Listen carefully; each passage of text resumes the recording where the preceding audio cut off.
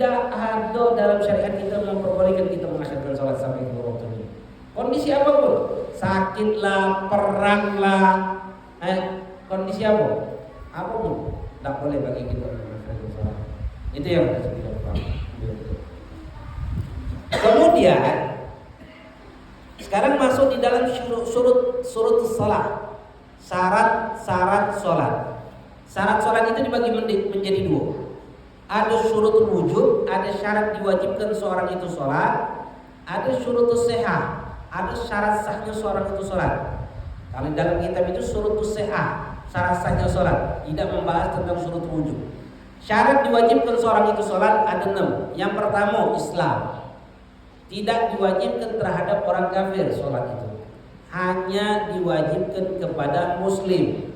Ulama mengatakan tidak diwajibkan itu mukhatabnya di dunia. Di akhirat dia dituntut oleh Allah sama seperti seorang muslim yang meninggalkan sholat. Orang kafir itu, makanya di dunia diwajibkan sholat. Muslim syaratnya. Begitu juga murtad, berbeda murtad. Beda kafir asli dengan murtad itu beda hukum. Kalau murtad wajib dia untuk sholat, wajib kembali kepada Islam, dia wajib sholat. Beda kalau kafir asli. Kalau kafir asli tidak diwajibkan sama sekali di dunia. Berbeda dengan murtad. Yang pertama muslim, yang kedua al-aqlu, berakal. Yang kedua balai dulu kata ulama. Balai itu apa? Usul idahan dan taklif, sampai seorang pada batasan taklif. Itu surut wujub. Anak-anak tidak diwajibkan sholat. Sampai kapan? Sampai dia balai. Balai itu tanda-tanda seorang itu balai ada 3. Tanda-tanda seorang itu balik itu ada 3. Yang pertama, sempurnanya umur 15 tahun bagi anak laki-laki dan anak perempuan. 15 tahun. Yang kedua, keluarnya mani bagi anak laki-laki dan perempuan umur 9 tahun ke atas. Yang ketiga, keluarnya darah haid bagi anak perempuan umur 9 tahun ke atas. Jika ada satu saja tanda tersebut, maka anak itu dianggap balik, tapi dengan syarat berakal. Dengan syarat al-aql berakal. Artinya jika anak itu umurnya 20 tahun tapi dia punya penyakit sindrom masalah tidak berakal, maka dia dianggap tidak balik. Paham? Dia dianggap seperti budak kecil. Kalau dia meninggal itu masuk surga langsung. Dalam pandangan kacamata kita sebagai manusia mungkin di dunia ini menganggap wong yang kekurangan. Tapi dalam pandangan syariat wong yang seperti itu wong yang istimewa. Kenapa istimewa? Karena dia tidak dihisab oleh Allah. Di dunia ini tidak dihisab dia. Kalau dia meninggal masuk surga langsung. Padahal sama cak kita dia. Dia makan sama makan, dia minum sama minum. Tapi syariat tidak berlaku kepada dia. Syariat tidak berlaku kepada dia. Makanya kata ulama, dia itu seperti wong istimewa. Kenapa? Karena berjalan di muka bumi ini tidak bawa dosa. Makanya kalau kita nyingok wong itu, yang bahasa kita keterbelakangan, kekurangan, tapi pada syariat, pandangan syariat dia itu istimewa. Doanya agrobul ijabah, doa mereka itu lebih cepat untuk diijabah. Jadi minta doa dari dia, berbuat baik sama dia. Kenapa? Karena dia kalau meninggal masuk surga langsung. Dia ini bisa memberikan syafaat nanti, seperti anak-anak. Tabungan bagi wong tuanya. Tabungan bagi wong tuanya.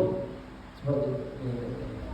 Mungkin itu maksudnya kekurangan, tapi padahal dia punya istimewa. Itu ya, balik enggak? Tidak. Umurnya 30 tahun Ustaz. Walaupun umurnya 30 tahun, dia enggak balik. Dia dewasa dia, tapi tidak dianggap balik. Balik itu syaratnya laku berakal. Makanya beda antara balik dengan dewasa. Balik itu sampainya batasan ada taklif. Umur 15 tahun wujud tadi itu tanda-tanda dengan syarat berakal. Kalau tidak berakal balik enggak dia? Tidak. Jadi ingat-ingat balik itu. Jadi balik itu bukan artinya dewasa. Makanya setiap balik pasti dewasa. Kalau dewasa belum tentu balik. Anak-anak wajib tidak umur 10 tahun yang belum balik sholat? Hah? Anak-anak wajib tidak untuk sholat? Umur 7 tahun, 8 tahun, 9 tahun wajib tidak sholat? Tidak. Tidak diwajibkan. Kapan diwajibkan? Kalau balik, sudah dewasa. Tapi tidak diwajibkan bagi anaknya sholat. Kewajiban itu bagi siapanya? Wali. Bukan wong tua, wali dari anaknya. Wali itu siapa? Wong tuanya ke pojok, atau ke samping. Wong tuanya, kakeknya, dari sebelah bapak, sebelah ibu, mamangnya, bibiannya. Hukumnya apa? Fardu kifayah. Fardu kifayah untuk memerintahkan anak itu sholat umur 7 tahun. Artinya salah sikap yang memerintahkan sholat, maka yang lain lepas dosanya. Jika tidak ada yang memerintahkan anak itu sholat, siapa yang berdosa? Hah? Siapa yang berdosa? Galau-galau berdosa galau. Bapaknya, ibunya, kakeknya, neneknya, mamangnya, bibiannya berdosa galau. Karena hukumnya apa? Fardu kifayah, bukan fardu ain. Bukan kewajiban ain bagi hukumnya, bukan. Tapi hukumnya wajib kifayah. Salah sikap wali itu memerintahkan anak itu sholat. Umur berapa? Umur 7 tahun. Bayangkan sholatnya.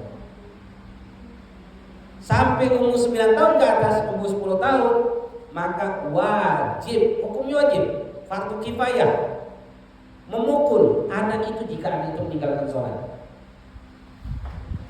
Dan ingat, pukulan itu tidak boleh dimaafkan.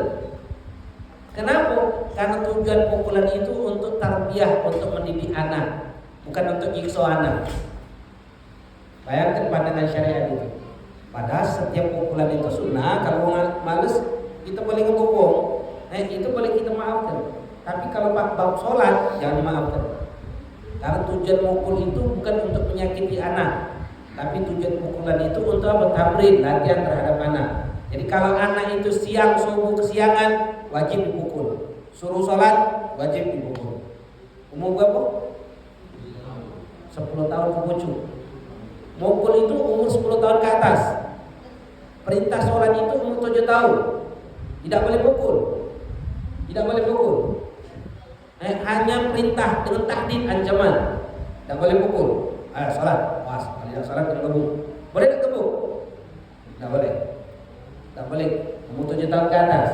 Tapi kalau umur 10 tahun dia meninggalkan sholat, hukumnya adalah wajib digebuk. Umur 10 tahun. Bayangkan. Kalau tidak kata gebuk, siapa yang berdosa? Gagalnya, walinya, bapaknya, ibunya, kakeknya, neneknya, mamangnya, bibiannya. Dosa gagal. Harus wajib salah sikap di antara mereka pukul. Bukan fardu ain. Mukul itu. Kalau mukul galau, fardu ain wajib mukul galau, gebuk galau. Engkau budak itu. Makanya dalam syariat itu fardu kifayah. Yang susah itu siapa? Kalau kita sebagai ponaan, siapa yang ngurus keponaan? Siapa yang peduli sama keponaan? Zaman kita sekarang tak peduli sama keponaan. Dia hanya pikirkan anak dia. Dia pikir keponaan itu bukan kewajiban aku, ada bapak emaknya.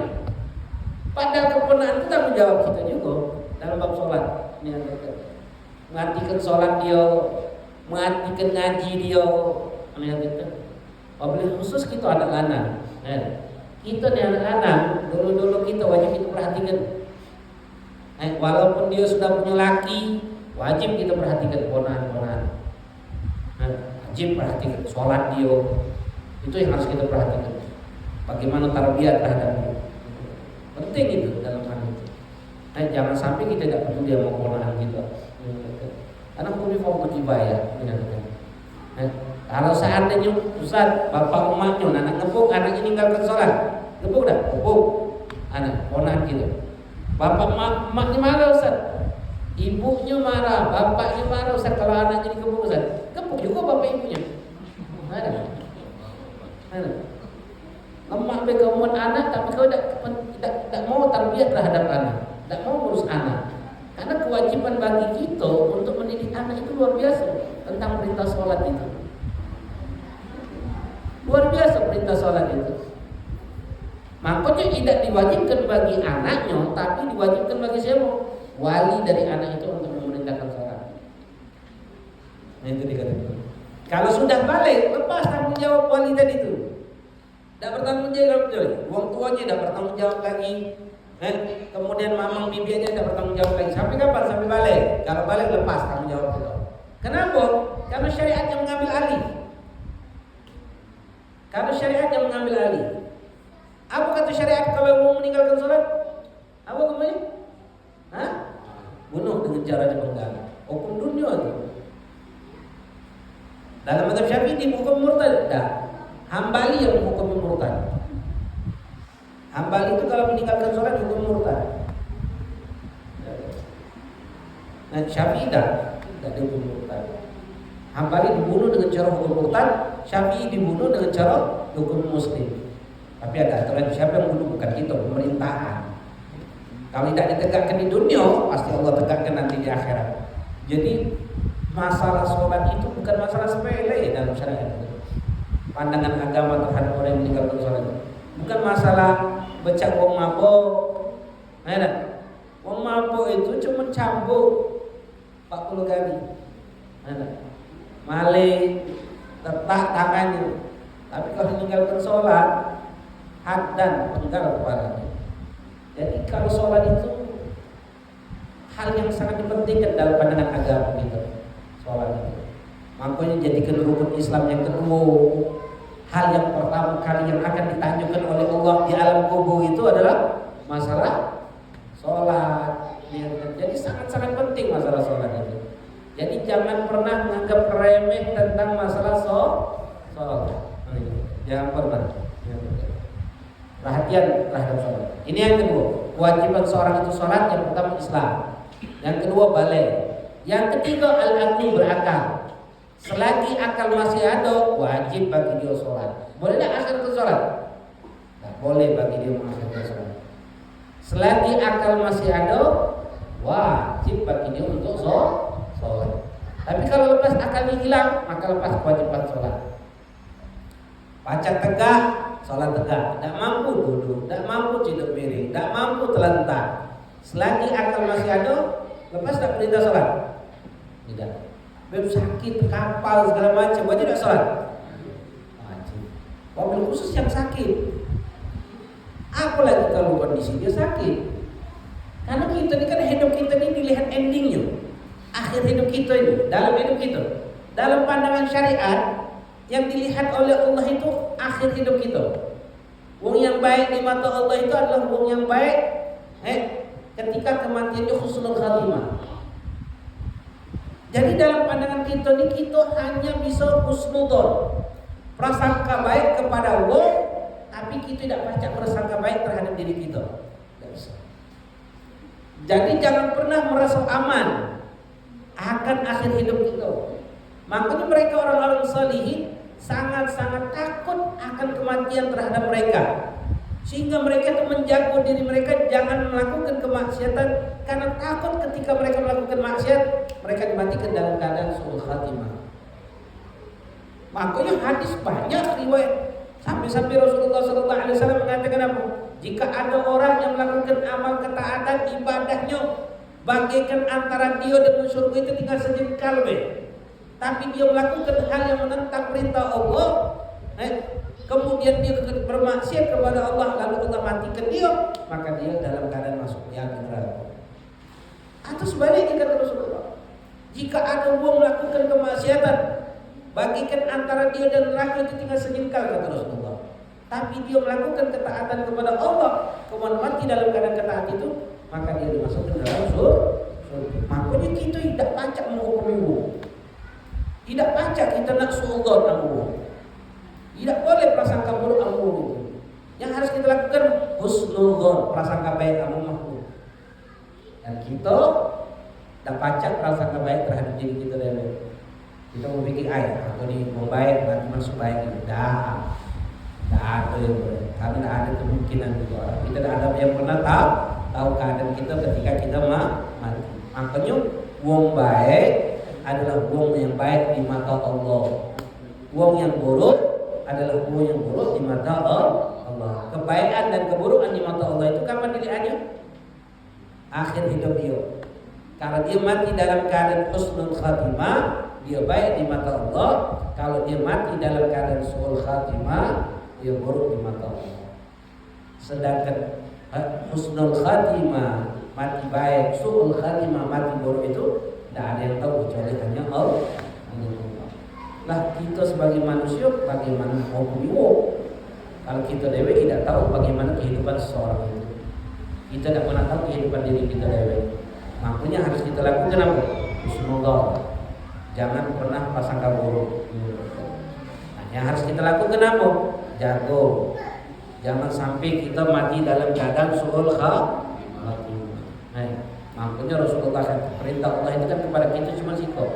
Wala tamutunna illa wa antum muslimun. Jangan kalian mati kecuali kalian dalam keadaan Islam. Nah, jago. Jangan sampai mati kecuali dalam keadaan Islam. Itu yang harus kita jaga. Nah, itu yang harus kita jaga.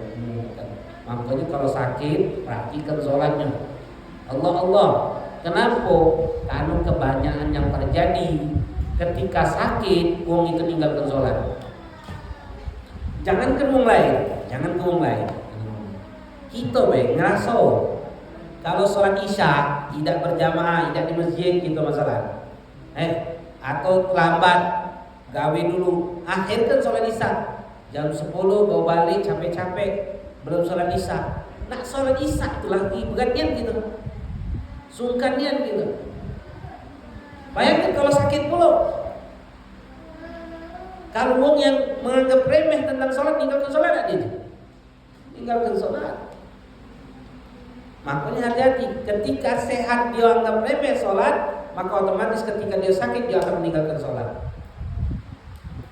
Mati, selesai. Mati su'ul khatimah. Banyak yang terjadi. Kemarin pada kejadian itu bapak ini, masya Allah, mimpin masjid, mimpin tahlil, dituakan, masya Allah, terkenal orang solehnya. Saya sholat berjamaah di masjid 5 waktu, ngurus masjid, khidmat melayani masjid, masya Allah. Pas sakit, terakhir sakitnya bu, seminggu di rumah sakit, 3 hari sebelum dia meninggal, dia tinggalkan sholat. Pas disuruh sholat dia ngomong apa? Sudahlah, papa sakit kaki bela sholatnya, kaki baik, dia tunda sholatnya. Tahu meninggal. Mana amal tadi itu? Mana kesolehan tadi? Mana ngurus masjid tadi itu? Mana sholat 5 waktu tadi itu di masjid? Mati dia dalam keadaan meninggalkan sholat.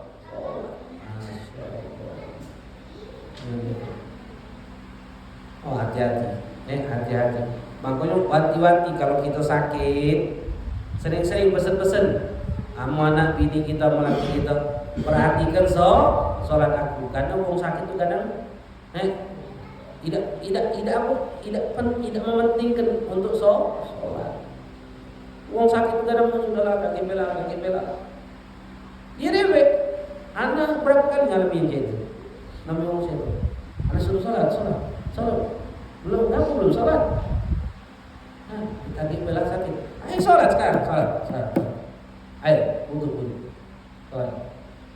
Kaki bela, tidak sekarang, sholat. Tak boleh kayak, sholat.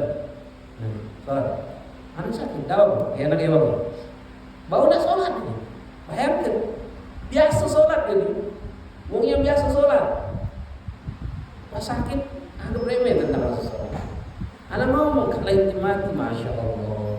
Sampai anak kejadian ini, anak punya kawan tertusuk leher besi apa untuk coran itu nyampak kena lehernya, nembus ini, cabutnya.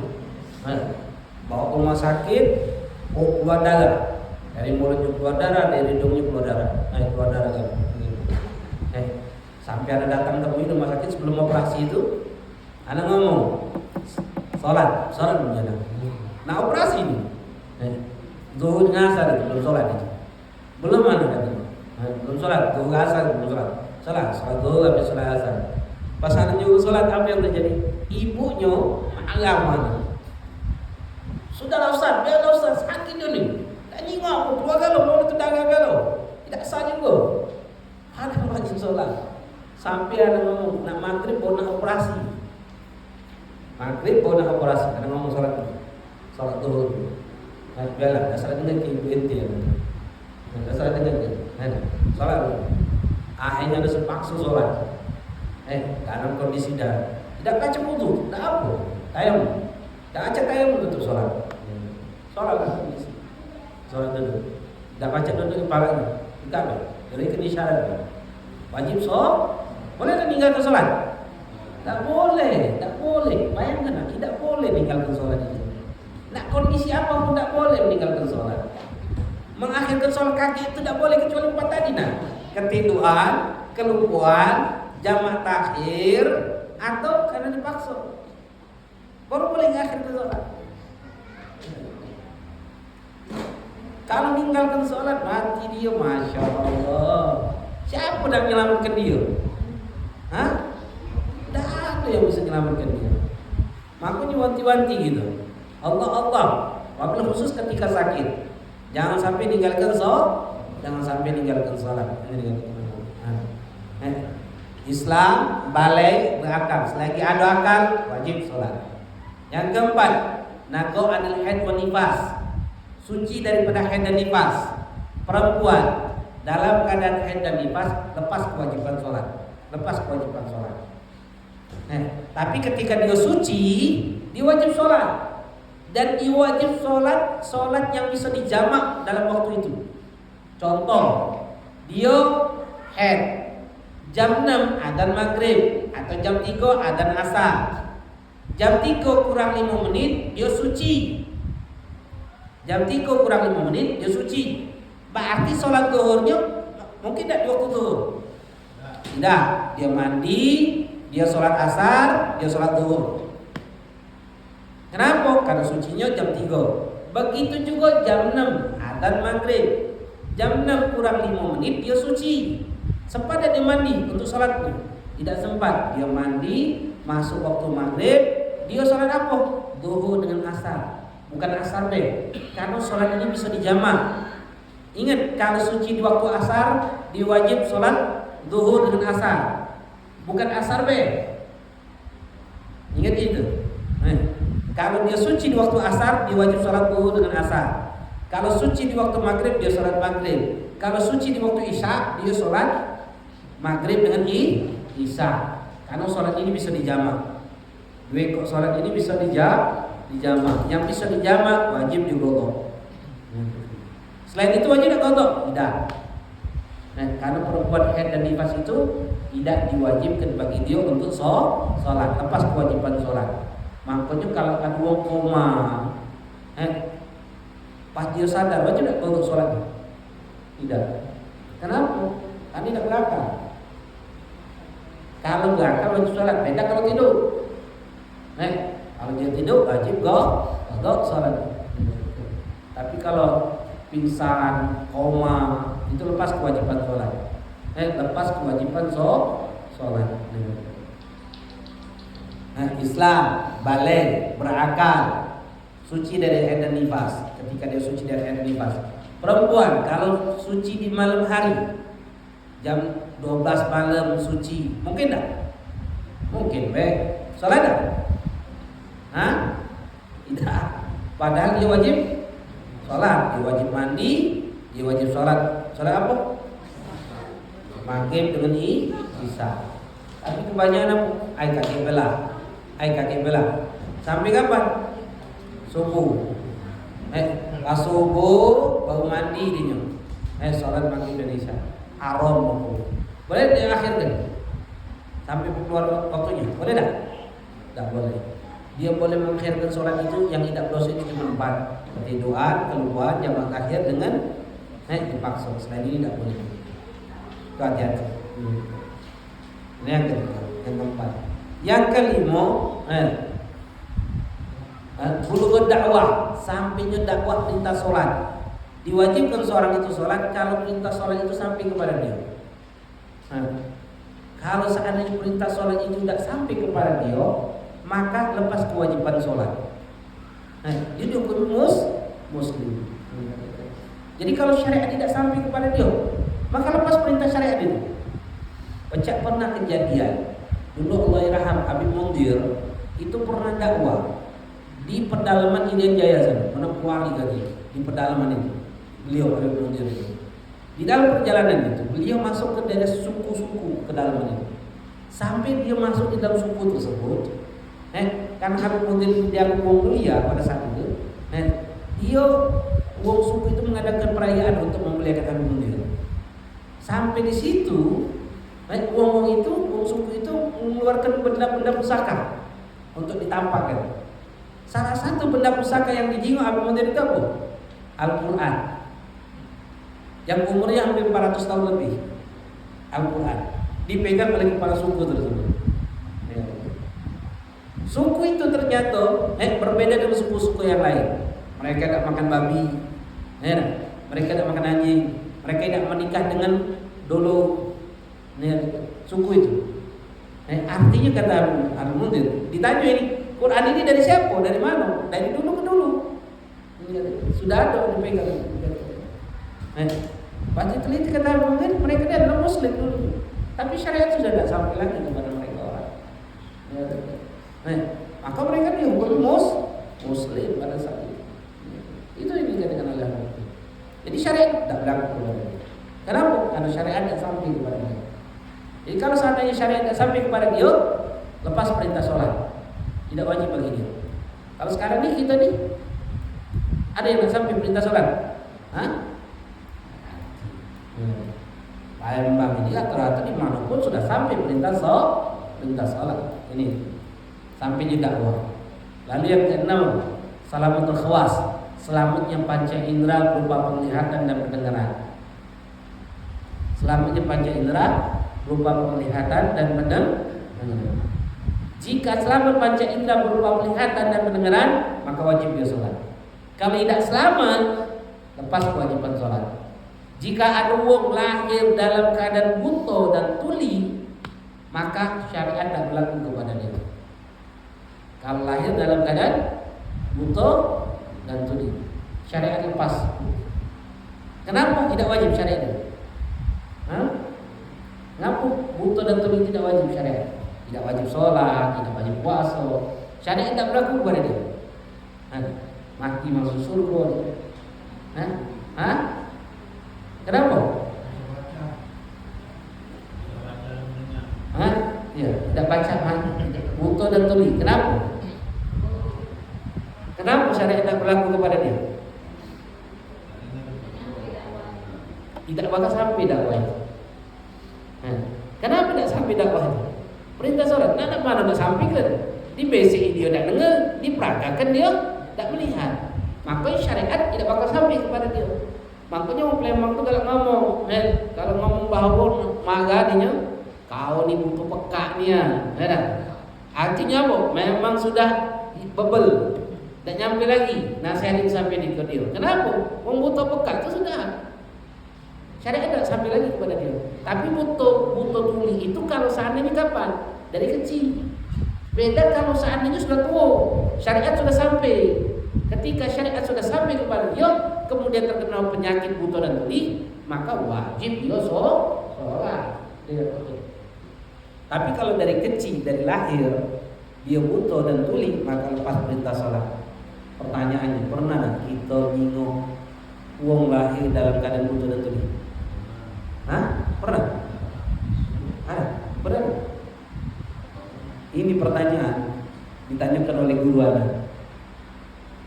Dari dulu setiap belajar tanyakan kepada wong majelis. Pernah nak nyingok wong buta dan tuli? Alhamdulillah sampai detik ini belum pernah ketemu ada wong pernah nyingok wong yang dilahirkan dalam keadaan buta dan tuli. Kalau misalnya ada, dia seperti mayat hidup. Seperti mayat hidup, dia tidak makan apa-apa, tidak baca apa-apa. Karena syariat tidak bisa disampaikan, ilmu tidak bisa disampaikan. Makanya ilmu itu bisa disampaikan dari mana? Dari panca indera. Makanya panca indera itu alat untuk menyerap ilmu, alat untuk menyerap pengetahuan. Panca indera, penglihatan, pendengaran, penciuman, peraba, perasa ini alat untuk menyerap ilmu. Kita tahu wangi dan busuk itu dari mana? Penciuman.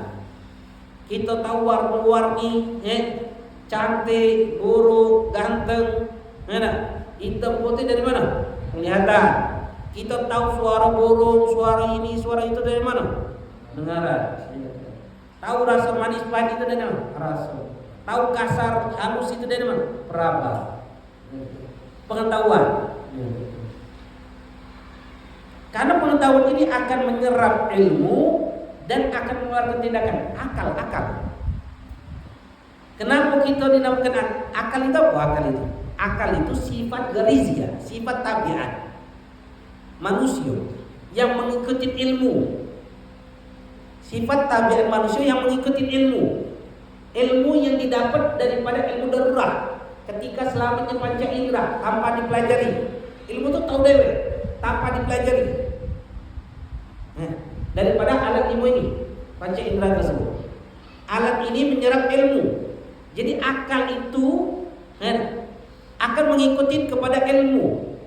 Akal, sifat tabiat manusia itu akan mengikuti ilmu. Ilmu dari panca indera tersebut. Semakin kuat ilmunya, semakin kuat tindakan akal akan berlaku kepada dia. Makanya dinamakan akal itu apa? Yang tak musahibah irtikab fawahis.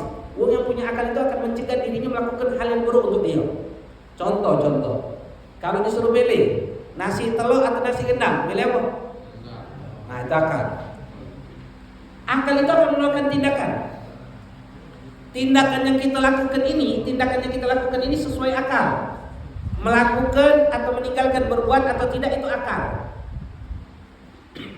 Semakin kuat ilmu yang diserap, semakin kuat akal akan bertindak untuk melakukan atau meninggalkan. Aduh, disuruh milih telur dengan kambing, dia milih telur. Kenapa? Karena kata dokter, dia ini kena penyakit darah tinggi, tak boleh makan daging-dagingan, bahaya kalau makan dagingan ini.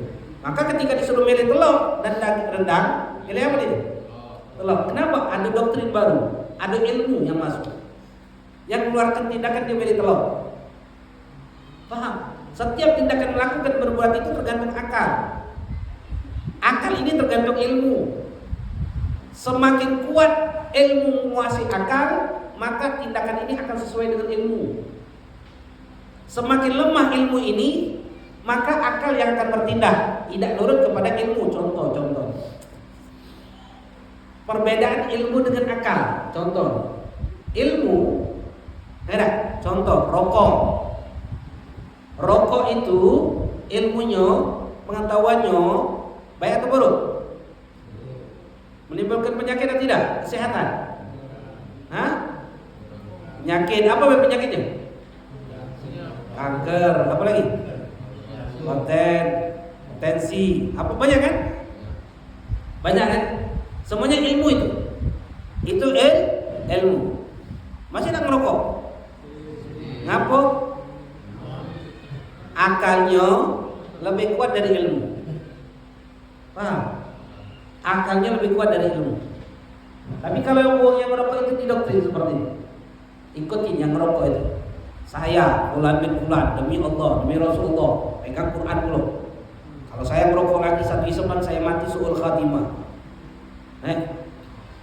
Kira-kira setelah doktrin seperti itu merokok lagi dah? Itu akal. Akal itu akan selalu bertindak untuk mencegah dirinya melakukan keburukan. Itu akal namanya. Dan akal itu akan sesuai dengan ilmu yang doktrinnya masuk. Kita dalam kehidupan dunia ini, tindakan kita ini dua. Sisi dunia atau sisi akhirat. Kita, contoh, di dalam sisi dunia, kita hanya mengenal apa? Tambahan kalian. Sisi akhirat, mengenal dengan bagian. Di sisi dunia tidak kenal yang namanya bagian. Maka kita kenalnya apa? Tambah kali. Dalam sisi dunia tidak pernah berpikir untuk berbagi. Pernah berbagi? Dah, ngapok kalau sisi dunia kita berpikir apa? Semakin tambah, semakin banyak. Kalau bagi, berkurang. Siapa yang ngajarkan untuk berbagi? Akhirat, doktrin akhirat. Semakin banyak berbagi itu akhirat. Tak ada dunia ini berpikir berbagi itu akan bertambah, itu tidak ada. Hanya akhirat yang mengatakan kau berbanyak bal yazdad, kata Rasulullah. Justru kau akan bertambah. Di dalam tindakan kita untuk berbagi atau tidak itu akal. Mana yang lebih kuat? Kalau tidak berbagi gitu. Tergantung, semakin kuat doktrin akhirat, semakin mau berbagi. Semakin lemah doktrin akhirat, mau tidak berbagi? Tidak mau berbagi. Maka kita ini butuh doktrin agama, butuh duduk majlis taklim. Kenapa? Karena ada doktrin-doktrin agama yang akhirnya akan melakukan tindakan setelah itu. Tindakan itu siapapun kita, jika kita menjadi istri kita akan menjadi istri salehah. Jika dia menjadi suami, maka tindakan dia akan menjadi suami yang soleh. Jika dia menjadi anak yang soleh. Jika dia menjadi wong tua yang amanat terhadap anak-anaknya. Kenapa? Doktrin akhirat lebih kuat. Makanya duduk majlis itu penting itu. Mendengarkan nasihat-nasihat itu penting. Kenapa? Karena itu akan menjadi doktrin diri kita untuk bertindak seperti tindakan akhirat. Doktrin yang paling kuat untuk merubah karakter itu doktrin apa? Dengarkan. Doktrin yang paling kuat yang akan merubah karakter kita menjadi karakter yang lebih baik itu doktrin al-maut, kematian. Sering-sering mikirkan mati. Sering-sering nyinggung mati. Sering-sering ke kuburan. Sering-sering mikirkan bermain dengan kematian, sering-sering. Masuk, bermain itu macam mana kematian itu? Masuk bawa ranjang, tutup remote, gelap-gelap. Pikirkan kalau mati siapa yang nolong. Kalau anak tanya, mana yang lebih menyeramkan? Dikubur hidup apa dikubur pas mati?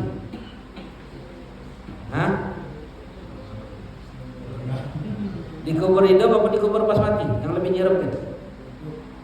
Dikubur pas mati itu lebih menyeramkan daripada dikubur hidup. Karena ketika kematian datang kepada kita, sadar tak kita mati? Tidak sadar, lemah kita. Sadar sesadarnya.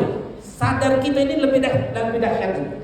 Makanya Imam Ghazali mengatakan an-nasu niyam idza matul tabu. Manusia ini tertidur, tapi kalau mati baru tersadarkan hakikat hidup di dunia ini. Apa dia nak dicari dunia ini? Nah, seminggu sudah. Baru kemarin duduk di sini kita. Sekarang duduk lagi sudah. Baru kemarin kita bahas. Sudah seminggu kita lewat. Terus berganti. Fisik ini semakin tua semakin melemah. Terus sampai kapan? Sampai di titik Allah matikan kita. Mana dunia kita? Mana harta kita? Mana jabatan kita?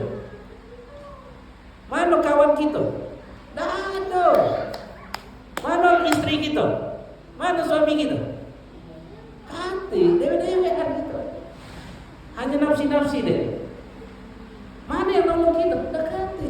Dewean itu. Kita menyadari. Sama seperti kesadaran kita saat ini. Sama seperti kita dikubur hidup-hidup. Tidak ada bedanya. Dikubur mati itu lebih menyeramkan daripada dikubur hidup-hidup. Kenapa? Kalau pas mati itu dahsyat gitu. Rasa takut itu luar biasa. Lebih rasa takut dibandingkan kita dikubur hidup-hidup. Ada kemungkinan hidup, ada kemungkinan selamat. Tapi kalau dikubur mati tidak ada kemungkinan lagi untuk hidup. Masya Allah. Makanya sekali-sekali main-main. Tentu muslimun pikir ke dalam siapa yang nolong? Sebentar lagi malaikat datang. Lari 7 langkah orang berpaling, malaikat menanyakan datang. Ketika ditanya man rabbuka, siapa Tuhan kau? Kau diam. Kalau sekarang masih hidup aja jawab Allah. Tapi kalau sudah mati, aman. Anda jawab. Jawab. Siapa yang nolong kita? Hati. Kamu pikirlah tentang mati. Makanya orang-orang soleh itu buat galian di kuburan mereka, di rumah-rumah mereka. 2 kali 1 gali, tinggi dalam, tinggi 2 meter. Itu begitu. Siapa? Kita ini ada roh kita ini yang gerak, yang berbicara. Jasad cuma melodi. Jasad itu ibarat baju di dalam pakaian kita. Jasad kita ini roh, pakaian ini jasadnya. Yang kita angkat seperti ini, baju terangkat, jasad kita terangkat. Nah, hanya jasad saja. Lepaskan jasad, rohnya sama seperti ini. Sama pikiran saat ini. Mikir ke bulan lagi, mikir ke anak lagi. Dah, mikirkan rasa takut yang luar biasa. Ketika kita takut luar biasa, walaupun di sekitar kita ada wong yang kita sayangi, walaupun apa pendapat wong yang disayang ini, tidak. Bayangkan ketika ada rasa takut, itulah kematian. Makanya sunnah setelah kita kuburkan mayat itu, jangan berlari dulu gitu. Duduk dulu di situ.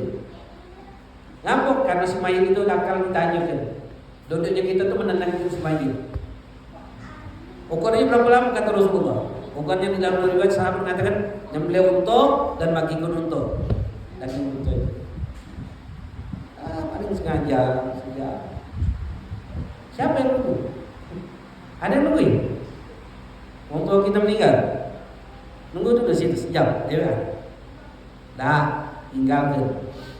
Mau balik kan nanti lagi. Apa lagi dia tunggu. Ya itu lagi itu juga sama. Ada sampai di titik. Makanya sering-sering doktrin kematian kepada diri kita. Karena kita pasti akan mati. Karena doktrin kematian itulah yang akan menjadikan kita terdoktrinkan. Dunia ini tidak ketiap apapun. Dunia manfaatul akhirat. Dunia ini hanya sebatas ladang untuk kita bertani bercocok. Akhirat bukan itu. Panennya nanti di akhirat. Berbuat saja kebaikan di dunia ini, di akhirat yang akan kita tahu. Ya mudah-mudahan kita yang hadir dalam sini dimatikan oleh Allah dalam keadaan husnul khatimah fi hadatul akhirah. Ada yang tanya dalam bahasa? 7 perkara ini 7 yang diwajibkan untuk kita sholat.